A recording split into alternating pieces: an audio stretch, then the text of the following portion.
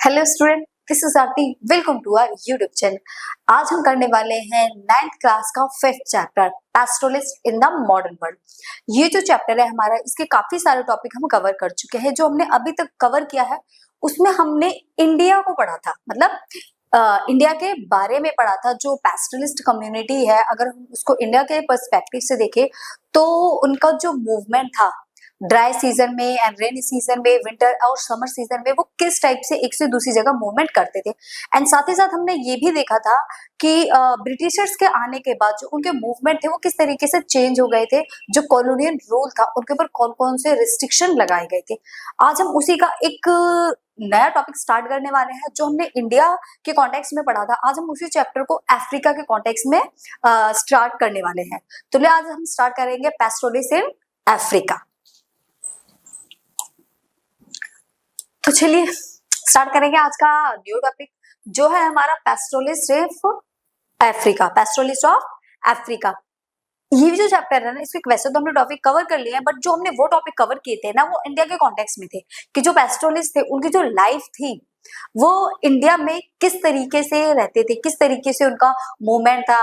And जैसे ही colonial rule आया, means Britishers आए, उसके बाद जो पैस्टोरलिस्ट थे उनकी लाइफ पर क्या इफेक्ट पड़ा, किस तरीके से उनकी जो ग्रेजिंग लैंड थी वो श्रिंक होती हुई चली गई, और जो रिस्ट्रिक्शन वगैरह लगाए गए थे, इन्हीं सबको कवर किया था। देखिए स्टोरी जो है ना, अफ्रीका के केस हो या इंडिया का केस हो, पैस्टोरलिस्ट तो दोनों ही जगह थे। और जो सिचुएशन थी ना, मान लो सारी चीजें सेम ही है। जो हमने इंडिया के बारे में पढ़ा वही अफ्रीका का है।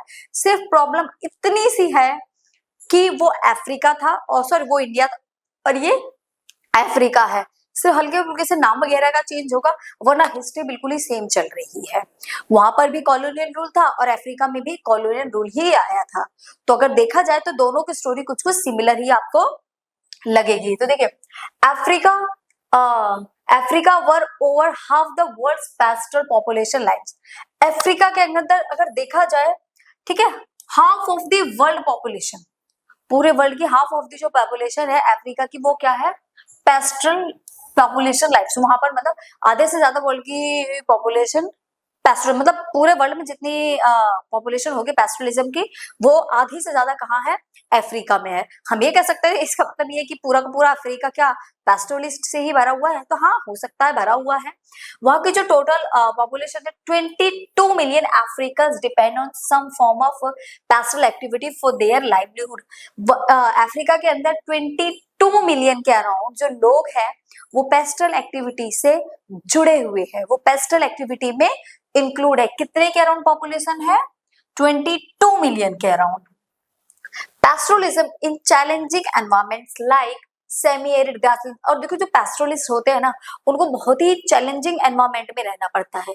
विंटर समर के अराउंड, ड्राई रीजन और वेट रीजन के अराउंड उनको मूवमेंट करना पड़ता है। जैसे यहाँ पर है सेमी एरिड ग्रासलैंड हो गई, एरिड डेजर्ट हो गए, where rainfed agriculture is difficult, जहां बारिश नहीं होती है, एग्रीकल्चर को ग्रो करना बहुत ही मुश्किल है।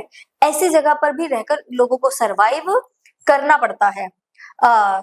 Communities like Bedouins, Berbers, Maasai, Turkana and others, ये सारी वो कम्युनिटी हैं जो कि अफ्रीका के अंदर रहती है। देखो सबसे पहले तो मैं आपको बता दूं, अफ्रीका पूरा एक कॉन्टिनेंट है, जैसे एशिया एक कॉन्टिनेंट है, वैसे अफ्रीका कोई कंट्री नहीं, अफ्रीका एक कॉन्टिनेंट है और उस कॉन्टिनेंट के अंदर बहुत सारी कंट्री रहती हैं। तो ये सारी की सारी कम्युनिटी हैं जो कि किसके अंदर में पाई जाती हैं, ये सारी कम्युनिटी अफ्रीका के अंदर में पाई जाती है। सारी कम्युनिटी अफ्रीका में है और इनके अलावा भी बहुत सारी कम्युनिटी हैं। तो अब हम इन्हीं कम्युनिटी के पर्सपेक्टिव से इस पूरे चैप्टर को धीरे धीरे करके कवर करेंगे।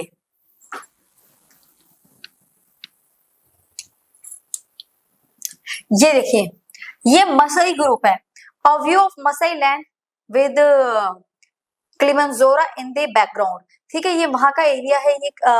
ये लैंड एरिया देख रहे हो, ये कैसा लैंड एरिया, यहाँ पे क्रॉप वगैरह बहुत ही मतलब कम ग्रो होगी। Changing condition, the Maasai have grown dependent on food produce in the other area such as maize, meat, rice, potatoes, cabbage.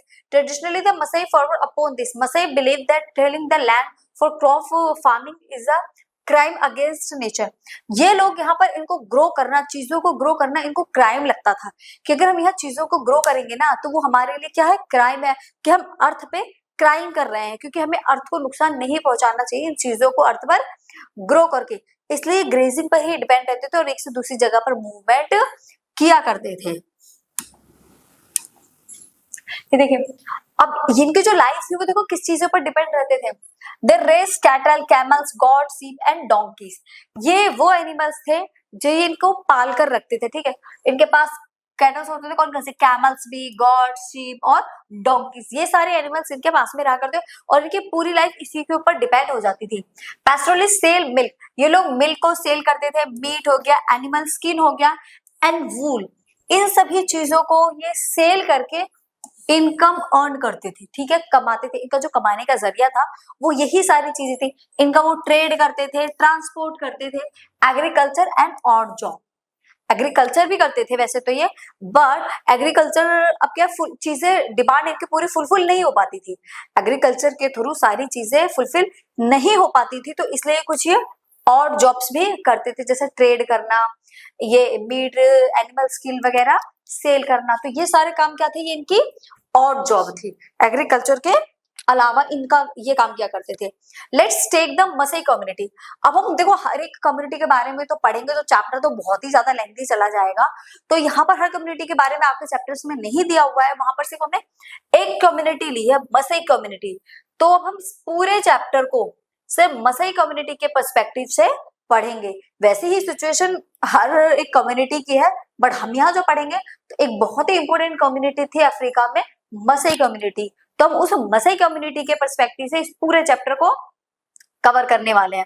मसई community in Africa as an example to learn about the changes and their impact on the lives of pastoralist. हम Maasai community के through देखेंगे Africa कि जो पैस्टोरलिस्ट थे उनकी life पर क्या इफेक्ट करता है, क्या इम्पैक्ट पड़ता है। The lives of African pastoralist have changed, उनकी लाइफ चेंज हो गई थी dramatically over the colonial and post colonial period. Colonial period से पहले और कॉलोनियल पीरियड के बाद उनकी जो लाइफ थी वो किस तरीके से चेंज हो गई थी। अब हम इस चीज को स्टडी करने वाले हैं। जब ब्रिटिश रूल नहीं था अफ्रीका में तब उनकी लाइफ कैसे थी, और ब्रिटिश रूल आने के बाद में जो उनकी लाइफ थी वो किस तरीके से चेंज हो गई थी। इंडिया में भी तो डिफरेंसेस थे, ब्रिटिश जब तक नहीं आए थे तो इंडियंस कहीं, जो इंडियन के पैस्टोरलिस्ट थे वो कहीं भी मूव करते थे, बट जैसे ही ब्रिटिशर्स इंडिया में आके उनकी लाइफ पूरी तरीके से चेंज हो गई थी। तो वही चीज देखिए यहाँ पर भी हुई है। अब यहाँ पर क्या हुआ है, अबाउट मसई कम्युनिटी। पहले हम मसई कम्युनिटी के बारे में समझेंगे, क्या थी मसई कम्युनिटी। द मसई कैटल हर्डर्स लाइव प्राइमली इन ईस्ट अफ्रीका। ये जो मसई कम्युनिटी थी ये कहाँ रहते थे, ईस्ट अफ्रीका में रहते थे, ठीक है। ये कैटल हर्डर्स को पालते थे, अपने पास रखते थे।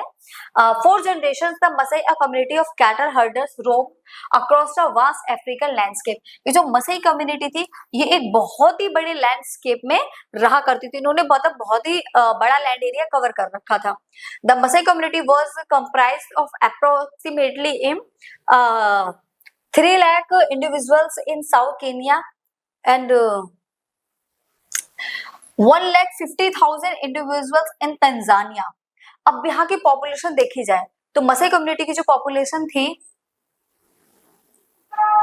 3 लाख कहाँ थी, सदर्न कीनिया में थी, और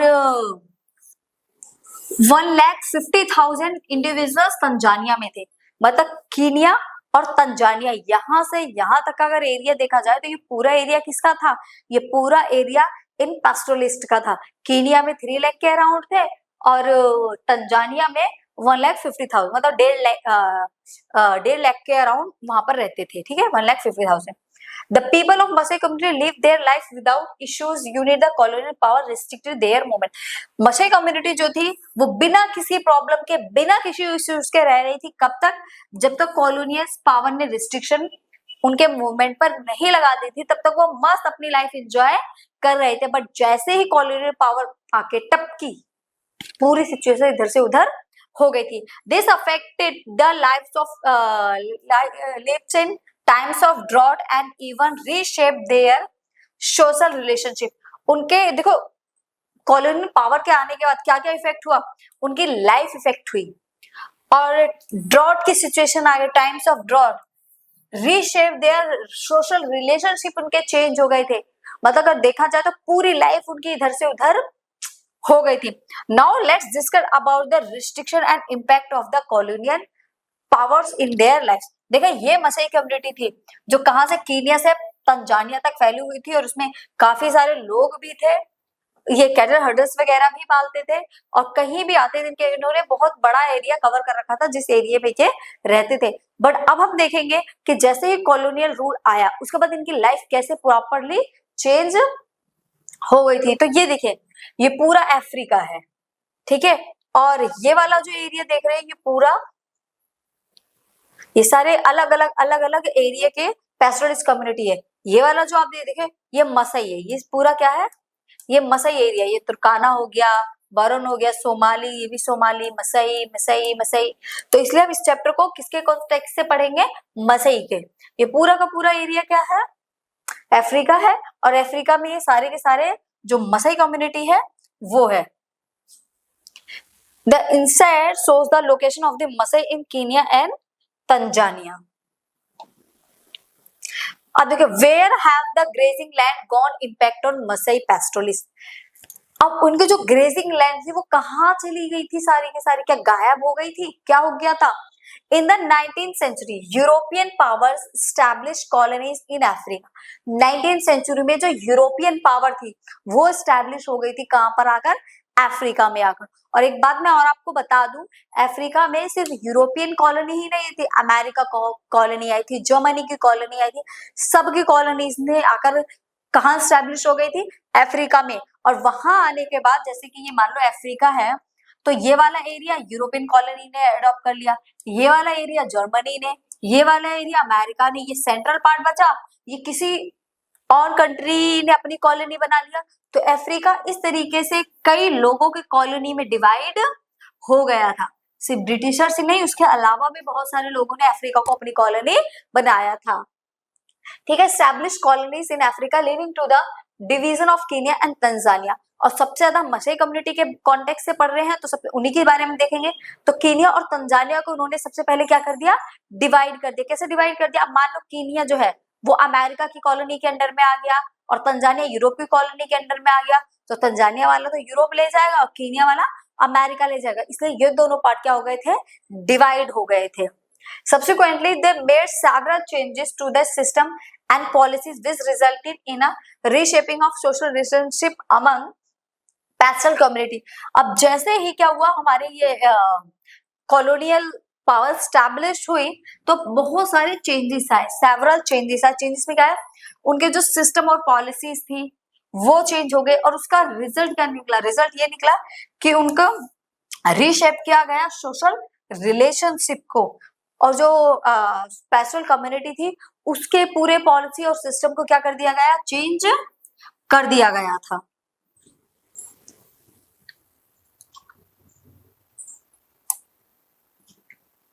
ये देखिए ये क्या है, ये वो लोग हैं जो खड़े हैं, मतलब घास वगैरह ग्रो हो रही है, पैस्टल लैंड उतना अच्छा नहीं है, देखने में पता लगेगा कि सारा ड्रॉट का सीजन है, सूखा पड़ा हुआ है, दूर दूर तक आपको पहाड़ दिखाएंगे देंगे, तो ये इनकी लाइफ थी। Approximately 240 million Kenya Sri estimate 3.5 million USA। ये यूएसए की कॉलोनी में आ गया था क्या, Kenya.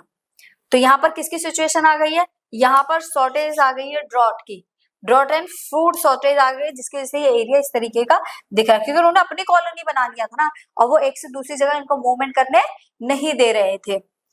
One of the problems the Masai have faced is the continuous loss of their grazing land। सबसे बड़ी प्रॉब्लम जो अब आ गई थी ना, वो ग्रेजिंग लैंड की प्रॉब्लम आ गई थी। जो मसई कम्युनिटी को ग्रेजिंग लैंड थी उसकी प्रॉब्लम आ गई थी। क्यों, देखो अभी इतना बड़ा एरिया उनके पास है, किसी ने उनके ऊपर आकर रूल कर लिया, अब कीनिया डिवाइड हो गया, तंजानिया डिवाइड हो गया, तो इतना बड़ा लैंड छोटा हो गया, श्रिंक हो गया, और उसमें ग्रेजिंग लैंड की भी प्रॉब्लम आ गई थी, क्योंकि वो लोगों को अब मूवमेंट करने नहीं दे रहे थे। एक ही जगह पर रहो, जो करना है यहीं पर करो, यहाँ से आप दूसरी जगह पर नहीं जाओगे। तो इस तरीके से मूवमेंट करने उनको नहीं दे रहे थे, जिसका रिजल्ट ये निकल रहा था कि उनके पास ग्रेजिंग लैंड कम होती जा रही थी, loss of their grazing land. Maasai land stretch over a vast area from north Kenya to the steppe of northern Tanzania. जो मसई लैंड थी वो कितनी स्ट्रेच थी, नॉर्थ कीनिया से नॉर्दर्न तंजानिया तक पूरी स्प्रेड एरिया था। But European imperial power scramble for territorial position in Africa, sealing the region into different colonies. अब वहां पर क्या हुआ, डिफरेंट डिफरेंट कॉलोनीज आ गई, जैसे कि मैंने आपको बताया अमेरिका आ गया, जर्मनी आ गया, यूरोप आ गया, सबकी डिफरेंट डिफरेंट कॉलोनी आ गई। तो ये जो स्ट्रेच एरिया था ना वो श्रिंक हो गया, छोटा हो गया, क्योंकि सबने अब एरिया को डिवाइड कर लिया ना, तो एरिया क्या हो गया, छोटा हो गया। इन 1885 मसई land was cut international boundaries between Kenya and Tanzania. अब मान लो ये एरिया है, अब ये यूरोप का हो गया, ये उसका हो गया, जर्मनी का हो गया, ये अमेरिका का, ये किसी दूसरे का हो गया। ये तो जो ये बॉर्डर लाइन थी ना, इन बॉर्डर लाइंस पर भी जाना उन्होंने क्या कर दिया, बंद कर दिया, कि अब इन बॉर्डर लाइन को क्रॉस करके नहीं जा सकते, क्योंकि अब सबकी कॉलोनीज डिवाइड हो गई ना, ये एरिया किसी और का, ये सारे एरिया आपस में डिवाइड हो गए। तो अब ये बोला गया कि आप बॉर्डर लाइंस को क्रॉस नहीं कर सकते, अब वो इंटरनेशनल बॉर्डर लाइन बन गई, तो आप उन बॉर्डर लाइंस को कट नहीं करोगे, आप एक ही एरिया में रहोगे। Between Kenya and Tanzania the Maasai lost about 60% of their pre colonial lands. उससे पहले क्या था, कीनिया से तंजानिया जाओ, तंजानिया से कीनिया आओ, कोई रोकने टोकने वाला नहीं था, क्योंकि पहले तो कोई इस टाइप से बॉर्डर नहीं बने हुए थे ना। बट जैसे जैसे डिफरेंट डिफरेंट कॉलोनीज आ गई, उन्होंने अपना अपना एरिया कवर कर लिया, तो वहां पर बॉर्डर लाइन बना दी, और दूसरों को इसमें एंट्री भी नहीं कर सकता। और इसके चलते रिजल्ट ये निकला कि जो 60% का मसी एरिया लैंड था, जो 60% का मसई वालों का लैंड एरिया था, वो किसी दूसरे स्टेट में चला गया। अब उनके पास वो एरिया नहीं बचा जो प्री कॉलोनियल टाइम में लैंड एरिया उनके पास में था। अब वो कॉलोनीज डिफरेंट कॉलोनीज बन गई ना, तो जिसकी वजह से उनका 60% का एरिया उनसे छूट गया, जो कि पहले पूरा इन्हीं लोगों का था। पहले तो बॉर्डर लाइन नहीं थी ना, वो इस पार जा रहे उस पार जा रहे, कहीं भी आ रहे कहीं भी जा रहे, कोई इनको रोकने टोकने वाला नहीं था, कहीं भी आओ कहीं भी जाओ। अब इतना एरिया किसी और का, इतना एरिया किसी और का, तो अब आप यहीं तक आ सकते हो, इसको क्रॉस करके यहाँ नहीं जा सकते। तो आपका जो एरिया था वो इस साइड ज्यादा था, अब इस साइड ज्यादा था तो उन लोगों ने कवर कर लिया ना, इस साइड तो आपका थोड़ा सा ही एरिया बचा। तो ये वाली सिचुएशन इन लोगों को फेस करनी पड़ी थी। Changes and impacts during the colonial rule, और चेंजेस क्या क्या आए थे और उसके इम्पैक्ट क्या क्या पड़े थे। देखिए, colonial agriculture expansion, British colonial government encourage the local peasant to expand cultivation, as a result the valuable pasture land was converted into cultivated field. अब एक बात बताइए, जो ग्रेजिंग लैंड है, जो ग्रेजिंग पैस्चर लैंड है, ये पूरी की पूरी, इससे ब्रिटिशर्स को क्या फायदा हो रहा था, देखो पैस्टोरलिस्ट को फायदा था, क्योंकि उनके पास जो केटल्स थे वो उनको घास वास वहीं से तो खाने को मिलती थी। बट इससे जो ब्रिटिशर्स थे उनको क्या फायदा था, कोई फायदा था क्या, उनको नहीं था। तो उन्होंने पीजेंट्स को बोला कि ये जो ग्रेजिंग लैंड है ये आप हमें दे दो, और उस पे से घास वगैरह कट कर इस पे खेती करने लगो, इसको कल्टीवेबल लैंड बना लो, जिससे कि हम उस खेती को मतलब जो भी क्रॉप ग्रो करेगी उसको मार्केट में सेल करेंगे, और हमें उसके बदले में क्या मिलेगा, पैसे मिलेंगे, इनकम हो जाएगी अच्छी खासी। तो उन्होंने ब्रिटिश कॉलोनियल जो गवर्नमेंट थी उन्होंने एनकरेज किया लोकल पीजेंट्स को, मतलब वही होता है ना, ब्रेन वॉश कर देना, लोगों को समझाना कि तुम्हारा भी फायदा होगा, तुम डेवलप हो जाओगे। तो इस तरीके से उन्होंने लोकल पीजेंट्स को एक्सपेंड किया कल्टीवेशन के लिए। देखो सिंपल सी बात है, ब्रिटिशर्स थे जो प्यार से मान गया मान गया, जो नहीं माना उससे जबरदस्ती करवा लिया, ये सीन था उस टाइम पे। तो उन्होंने एक्सपेंड किया कल्टीवेशन को, और उसका रिजल्ट ये निकला कि जो वैल्यूएबल कल्टीवेशन थी ना, जो वैल्यूएबल पैस्चर लैंड थी, उसको कन्वर्ट कर दिया कल्टीवेटेड फील्ड में।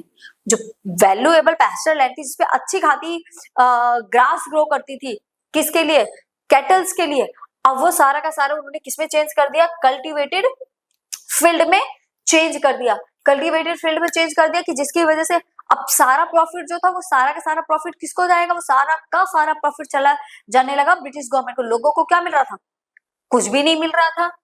Earlier the Maasai community dominated in both economic and political power. पहले जो मसई कम्युनिटी थी वो अपना खुद सब कुछ देख लेती थी, उसको किसी भी इकोनॉमिक और पॉलिटिकल भी उनके पास में खुद की पावर थी। However, its power declined with expansion of colonial government. Dominated ये खुद ही करते थे इकोनॉमिकली भी और पॉलिटिकल भी, बट जैसे ही कॉलोनियल गवर्नमेंट आ गई तो इनकी जो पावर थी वो डिक्लाइन हो गई, इनकी पावर खत्म हो गई। जैसे ही कॉलोनियल गवर्नमेंट का एक्सपेंशन हुआ, जो इनकी पावर थी, वो सारी की सारी पावर क्या हो गई, डिक्लाइन हो गई। By the end of the colonial rule the situation had reserve. अब जैसे ही कॉलोनियल रूल एंड होने लगा, इनकी जो सिचुएशन थी इन्होंने क्या कर दी, वो रिजर्व कर दी थी। ठीक है, ये था हमारा कॉलोनियल एग्रीकल्चर एक्सपेंशन, कि किस तरीके से उन लोगों ने एक एग्रीकल्चर को एक्सपेंड किया था लोगों के थ्रू, उनको बहला फुसला के। क्रिएशन ऑफ गेम रिजर्व, देखो British colonial policy converted extensive grazing land into game reserve such as Maasai Mara. अब उन लोगों ने क्या करा था, ब्रिटिश गवर्नमेंट ने चीजों को रिजर्व कर दिया था। ब्रिटिश गवर्नमेंट ने क्या करा था, लैंड एरिया को रिजर्व कर दिया था कि कोई भी यहाँ पर नहीं जाएगा। उन्होंने रिजर्व फॉरेस्ट बना दिए थे। क्या बना दिए थे, रिजर्व फॉरेस्ट बना दिए थे कि कोई भी इसमें एंट्री नहीं करेगा। जैसे कॉलोनियल पॉलिसी निकाली, उन्होंने कन्वर्ट कर दिए जो एक्सटेंसिव ग्रेजिंग लैंड थी ना, उनको गेम रिजर्व, मतलब रिजर्व फॉरेस्ट बना दिया कि कोई भी पर्सन इसमें एंट्री नहीं कर सकता। देखो रिजर्व का मतलब ही क्या होता है कि कोई बाहरी इसमें नहीं आ सकता। तो इसी के तरीके से इन्होंने क्या करा, गवर्नमेंट ने इनको रिजर्व बना दिया। जैसे मसई मारा, संबूरू नेशनल पार्क बना दिया, ठीक है, केनिया में जो ये थे, एंड सेरेंगेटी पार्क तंजानिया में था। इन सबको क्या करते हैं, रिजर्व कर दिया, इनको नेशनल पार्क बना दिए कि कोई इसमें एंट्री, एक नॉर्मल पर्सन कोई भी इसमें एंट्री नहीं करेगा। पैस्टोरलिस्ट फेस रिस्ट्रिक्शन, और पैस्टोरलिस्ट को यहाँ पर क्या, उनके ऊपर क्या लगा दी गई, restriction.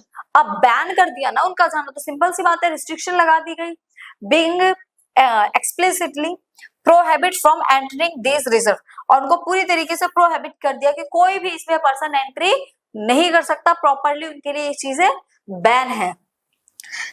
This restriction severely limited their ability to hunt और graze their herders in this area, और उन्होंने ये भी कहा, लिमिट लगा दी उनके ऊपर ये कि उनके जो वो हंट नहीं कर सकते, ठीक है, किसी भी एनिमल को हंट नहीं कर सकते, अपने एनिमल्स को ग्रेज नहीं कर सकते, उसमें चरा नहीं सकते अपने हर्डर्स को इन एरियो में, क्योंकि ये सारे एरिया उन्होंने क्या कर दिया, रिजर्व।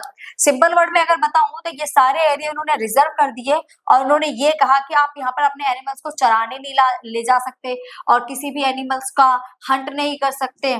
तो ये सारे एरिया क्या है, रिजर्व है। इसमें सिर्फ और सिर्फ जो ब्रिटिश पावर थी उनका ही जाना अलाउड था, बाकी इसमें किसी का जाना अलाउड नहीं था। तो ये इन्होंने करा, और उनको उन्होंने क्या कर दिया, रिजर्व कर दिया। देखिए changes and impact during the colonial rule, और इसमें क्या क्या चेंजेस आए थे। The creation of Serengeti National Park spanning over 40,760 kilometre of Maasai grazing. जो संगीती नेशनल पार्क था उसका एरिया कितना था, 14,760 किलोमीटर एरिया था, जो कि मसई की ग्रेजिंग लैंड थी। बट अब उनका एरिया बन चुका है, ये रिजर्व कर दिया, तो बेचारों के हाथ से ये पूरा एरिया भी छूट गया। Notable example of this transformation, और उसका रिजल्ट क्या निकलता है, रिजल्ट देखिए क्या निकलता है। Many reserve were established in regions that had traditionally serve as a regular grazing grounds for Maasai herder. उन्होंने देखिए ज्यादातर जो रिजर्व बनाए थे, वो उन्हीं एरिया को बनाया था जो कि मसई पैस्टोरलिस्ट का रेगुलर ग्रेजिंग लैंड थे, मतलब जहां ज्यादा घास वगैरह ग्रो करती थी, वो एनिमल्स को जहां ज्यादा चराने के लिए लेके जाते थे, उन्होंने उन्हीं एरिया को रिजर्व बना दिया था। तो सिंपल सी बात है ना, वो चीजें देख के ही लग रहा है कि वो सारा काम कैसे कर रहे हैं, जानबूझ के इन कामों को किया जा रहा है, ताकि ये लोग वहां पर अपने एनिमल्स को चराने के लिए ना ला सके। ठीक है, तो मसई के हर्डर्स जहां ज्यादा रेगुलर चरने जाते थे, ग्रेजिंग के लिए जाते थे, उन्हीं एरिया को उन्होंने क्या कर दिया था, रिजर्व स्टैब्लिश कर दिया था। तो यहाँ चीजें पता चलती हैं कि वो ये सारी चीजें जानबूझ के कर रहे थे। मतलब सिंपल सा ये था कि उनके हाथ में जमीन नहीं जानी चाहिए, सारा इसका जो प्रोडक्शन है, सारा प्रॉफिट हमें ही होना चाहिए। This exemplify how the once upon open space for Maasai livelihoods become inaccessible due to the establishment of these reserve। अब इनकी जो लाइफ थी, अब इनको कैसे स्पेस मिलेगा, ये कैसे एक्सेस में आएंगे, इनकी लाइफ किस तरीके से चलेगी। अब प्रॉब्लम ये थी कि अब तक तो जो भी था सो था, बट सारे रिजर्व हो गए, अब ये कहाँ जाएंगे, क्योंकि कहीं आने जाने पर भी उन्होंने रोक लगा रखी थी। तो इनकी लाइफ क्या सही तरीके से चल पाएगी या फिर ऐसे ही चलेगी। और साथ ही साथ उन्होंने पुलिस सर्विलेंस भी लगा दिया था, क्योंकि उनके मूवमेंट में भी रोक लगाई थी ना कि आप एक से दूसरे एरिया में नहीं जा सकते, आपको पर्टिकुलर एक फिक्स एरिया दे दिया गया है, आप इसी एरिया में रहे, यही चराओ, यही सब कुछ करो। अब एक सिंपल सी बात है, जब एक ही एरिया में उनके एनिमल्स हर्डर्स ग्रेज करेंगे तो यहाँ की जमीन तो खराब हो जाएगी। क्या उतना इनफ वो ग्रो हो पाएगा? क्या उतना इनफ ग्रो हो पाएगा कि उनके कैटल्स की भूख को वो खत्म कर सके? नहीं ना। और ये लैंड भी खराब हो जाएगी, लैंड भी खराब हो जाएगी, और बार बार एक ही लैंड पे पैस्चर ग्रेस थोड़ी कर पाएंगे वो, क्योंकि इतना ग्रो होगा ही नहीं। और दूसरे एरिया में जाने में उन्होंने क्या लगा दिया?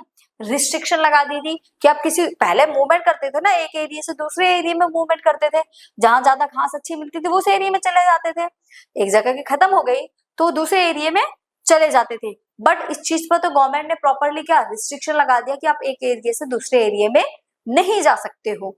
अब जब इतनी बड़ी प्रॉब्लम आ गई तो लोग क्या करेंगे? और साथ ही साथ उन्होंने पुलिस सर्विलेंस भी लगा दिया था। पुलिस सर्विलेंस का मतलब ये था कि निगाहें रखेंगे हम आपके ऊपर कि कोई भी यहाँ से निकलकर बचकर ना जाने पाए।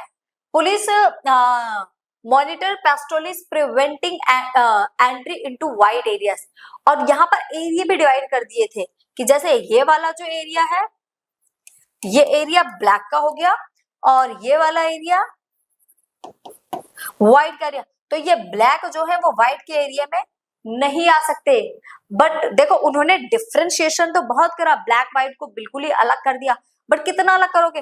काम करने के लिए तो व्हाइट को ब्लैक के ऊपर ही डिपेंड रहना पड़ेगा, काम करने के लिए तो व्हाइट्स को ब्लैक के ऊपर ही डिपेंड रहना पड़ेगा। आप कितना उनको हटा दोगे? तो सिर्फ ये जो लोग थे ये परमिट के थ्रू उनके एरिया में एंट्री करते थे। आपने कॉन्स्टिट्यूशनल डिजाइन भी पढ़ा होगा, अपार्थाइड, इस सिस्टम को क्या बोला जाता था? अपार्थाइड, जो कि सिविक्स की बुक में है, याद कर लेना, सेकेंड चैप्टर है। तो अब काम तो वाइट करेंगे नहीं ना, तो कामों के लिए उनको किसके ऊपर डिपेंड रहना पड़ रहा था? ब्लैक के ऊपर। तो ना चाहते हुए भी दोनों का एक इंटरेक्शन था, ये एक दूसरे पर डिपेंड थे। व्हाइट चाहते तो नहीं थे डिपेंड होना, बट फिर भी ना चाहते भी उनके ऊपर डिपेंड थे, क्योंकि सारा काम जो था वो कौन करेगा? सिंपल सी बात है, ब्लैक ही करेंगे, व्हाइट तो करेंगे नहीं, तो सारा काम कौन करेगा? व्हाइट, सॉरी, ब्लैक ही करेंगे। Example for Namibia strict permit control even in exceptional circumstances. लोगों को एक से दूसरी जगह अगर आपको जाना है ना तो आपको परमिट दिया जाता था, वो परमिट आप दिखाओ और उसके बाद आप चले जाओ। और परमिट का भी ये था कि परमिट दिखाना है, उसके बाद भेजना ना भेजना हमारा काम है, मतलब आपको सिर्फ परमिट दिखाना है, और चाहे तो हम तब भी ना जाने दें, और उसके बाद अगर फिर भी कोई निकल भी गया तो उसको पनिशमेंट दी जाती थी। मतलब परमिट सिर्फ नाम के लिए था, भेजा वैसे भी किसी को नहीं जाता था। ठीक है,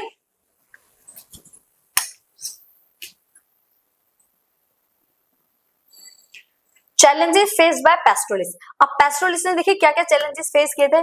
the Maasai community encountered difficulties due to the loss of grazing land. सबसे बड़ा लॉस था इनका ग्रेजिंग लैंड का, क्योंकि ग्रेजिंग लैंड ही नहीं होगी तो इनके एनिमल्स खाएंगे क्या? तो सबसे बड़ा जो इनका लॉस था वो था ग्रेजिंग लैंड, सबसे बड़ी डिफिकल्टीज थी। एंड वाटर रिसोर्सेज भी नहीं थे। क्यों नहीं थे? क्योंकि देखो इनको एरिड रीजन में भेज दिया गया था, और वो एरिड रीजन में बारिश वगैरह तो होती ही नहीं थी, बारिश रेनफेड नहीं होता था, तो जिसकी वजह से थोड़ी बहुत भी जो रेस थी, ग्रास थी, वो ग्रो नहीं करती थी, जिसकी वजह से इनको पेस्चर प्रोवाइड नहीं हो पाता था। Continuous grazing within a confined area led to the deterioration of pasture quality। अब सिंपल सी बात है, अगर वो एक ही कंफाइंड एरिया में चीजों को बार बार ग्रो करेंगे, जो ग्रेजिंग है एक ही कंफाइंड, मतलब जो फिक्स एरिया है उसी फिक्स एरिया में अगर ये ग्रेजिंग करेंगे तो उसकी जो पैस्चर की जो क्वालिटी होगी वो कैसी हो जाएगी? बिल्कुल लो क्वालिटी हो जाएगी, और ग्रो भी बहुत ही कम करेगा। persistent shortage in fodder। Fodder का मतलब होता है वही जो पैस्चर है खाने वाने के लिए गाय भैंसों का, उसको। Post challenges in sustaining Maasai cattle impacting the communities livelihood. Shortage होने लगी फॉडर की, खाने के लिए गाय भैंस जो भी कैटल्स थे इनके पास, उनको खाने के लिए चीजें नहीं मिल पा रही थी। तो ये वो चैलेंजेस थे जो मसाई कम्युनिटी को फेस करने पड़ रहे थे। इतनी ये सारी प्रॉब्लम सिर्फ किसकी वजह से हुई थी? ब्रिटिशर्स की वजह से। देखिए ग्रेजिंग एरिया कम हो गया, अब उनके कैटल्स जो थे उनकी डेथ होने लगी, क्योंकि सिंपल सी बात है ना, खाने के लिए क्या हो गए, उनके पास शॉर्टेज हो गई। ड्रॉट की सिचुएशन बन गई, अब खाने की शॉर्टेज हो गई तो क्या होगा, एनिमल्स भूख से ही मर जाएंगे। और ग्रेजिंग लैंड नहीं था, उनको एक से दूसरी जगह मूवमेंट करने नहीं दिया जाता था, पर्टिकुलर एक एरिया में उनको कन्फाइड कर दिया था, फिक्स कर दिया था कि आप एक से दूसरे एरिया में नहीं जा सकते, आपको इसी एरिया में रहना है। द टाइटल मसई राइज फ्रॉम द वर्ड मा, ये जो मसई वर्ड है ना, ये देखिए जो मसई वर्ड है वो किससे आया है, माँ से। जो मसई वर्ड है, ये जो मसई वर्ड है किससे आया है, माँ से, ठीक है। देखिए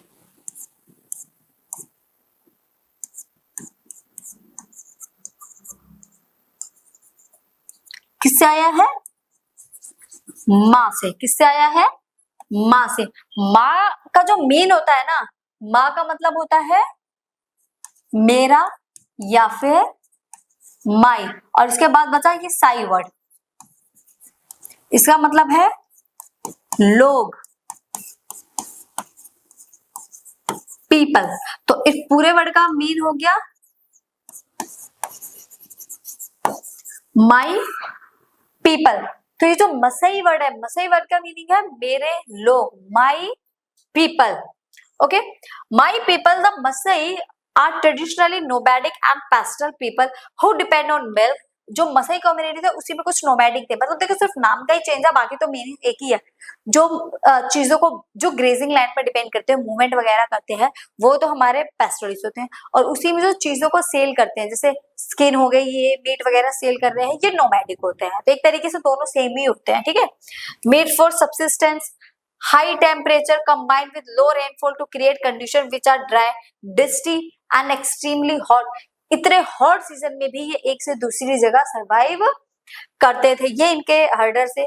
drought condition are common in this semi arid land to equatorial heat भी थी, हॉट टेम्परेचर था, और इसी की वजह से ड्रॉट की भी सिचुएशन बन गई थी। During such a times pastoral animals die in large numbers, और इसी के चलते ड्रॉट की सिचुएशन हो गई, लोगों के पास इनको खिलाने के लिए कुछ नहीं था, तो और इक्वेटोरियल क्लाइमेट था, तो इन्हीं सब की वजह से क्या होता है, यहाँ जो लोग थे, यहाँ के जो ये लोग थे, इनके जो कैटल्स थे, वो काफी अमाउंट में उनकी डेथ हो जाती है। ये देखिए animals die in large numbers, क्यों, क्योंकि प्रॉब्लम ही इतनी सारी थी, क्या ही करेंगे, ठीक है। Similarly struggles beyond Masailand. Pastoral community elsewhere in Africa, like Kaogoland herders in Namibia, faced comparable challenges due to new territorial boundaries. अब ये जो pastoral community थी, काउकोलैंड कहाँ के हर्डर्स थे, ये नामीबिया के थे, इनको भी क्या प्रॉब्लम फेस करनी पड़ रही थी, इनकी प्रॉब्लम थी, इनके जो चैलेंजेस थे वो टेरिटोरियल बाउंड्री थी, मतलब इनको भी एक बाउंड्री में फिक्स कर दिया गया था कि आप यहाँ से वहां क्रॉस करके नहीं जा सकते, आप पर्टिकुलर इसी एक रीजन में बंधे हुए रहोगे। मतलब लोगों को पता है क्या था, अफ्रीका में बांध दिया गया था, ऐसा लग रहा था, उनको छोटे छोटे एरिया दिए थे और बोला गया था आप इस एरिया से बाहर नहीं जा सकते हो, तो उनको ऐसे पर्टिकुलर एरिया में ऐसा लग रहा था बाउंडेशन में बांध दिया है, एक से दूसरी जगह वो नहीं जा सकते हैं। तो ये प्रॉब्लम थी। अब मूवमेंट नहीं कर पाएंगे तो वो क्या करेंगे, उनके एनिमल्स तो मारे ही जाएंगे ना, क्योंकि पैस्चर उनको प्रोवाइड नहीं हो पा रहा है खाने के लिए, जब जिसको नहीं मिलेगा तो क्या होगा, बेचारा मरेगा ही। तो यही सिचुएशन यहाँ हो रही थी। Territory restriction disturb traditionally movements affecting trade activities and livelihood, और इस रिस्ट्रिक्शन की वजह से, ये जो इन्होंने रिस्ट्रिक्शन लगाया था, इसकी वजह से इनका ट्रेड भी इफेक्ट हुआ, जो ट्रेड एक्टिविटीज थी वो भी इफेक्ट है, क्योंकि कॉलोनियल गवर्नमेंट तो चाहती ही नहीं थी कि ये लोग ट्रेड करे, क्योंकि वो तो सब कुछ अपने ही कंट्रोल में रखना चाहती थी। Kaokoland herders voice their struggle, उन्होंने वॉइस रेज करी, काउकोलैंड से तो उन्होंने अपनी आवाज उठाई, expressing imprisonment and the inability to access essential resources की, तो हमें हमारे एटलीस्ट एसेंशियल रिसोर्सेज तो हमें हमारे मिलने ही चाहिए, जो जिस लायक हम हैं, ये सारे चीजें हमारी है, तो हमें एटलीस्ट हमारे लाइफ के लिए हम जी सके, हमारे कैटल्स जी सके, उसके लिए तो हमें कुछ मिलना चाहिए ही। तो ये स्ट्रगल था जो इन मसई लैंड की जो दूसरी कम्युनिटी थी इन्होंने फेस किया था। तो आज के लिए फिर इतना ही, बाकी की जो चीजें हैं हम उसको नेक्स्ट क्लास में पढ़ेंगे। नेक्स्ट क्लास में हम इसी के आगे का देखेंगे कि जो बॉर्डर थे, क्या बॉर्डर के आगे उन लोगों ने जाने दिया था या नहीं जाने दिया था। देखिए हमने मसई लैंड के बारे में पढ़ा कि उनको देखो कितनी प्रॉब्लम फेस करनी पड़ रही थी। ग्रेजिंग लैंड नहीं थी, उनके एनिमल ड्रॉट और डेथ की उससे मर रहे थे क्योंकि खाने के लिए नहीं था, इन लोगों का मूवमेंट नहीं हो पा रहा था, उनको एक पर्टिकुलर एरिया में उनको फिक्स कर दिया गया था। तो ये सारी चीजें इन्हें फेस करनी पड़ रही थी। तो आज के लिए इतना ही, जो बाकी के टॉपिक बचे हैं उसको नेक्स्ट क्लास में कवर करेंगे। तब तक के लिए बाय बाय टाटा, फिर मिलेंगे एक नेक्स्ट वीडियो के साथ एक न्यू चैप्टर में।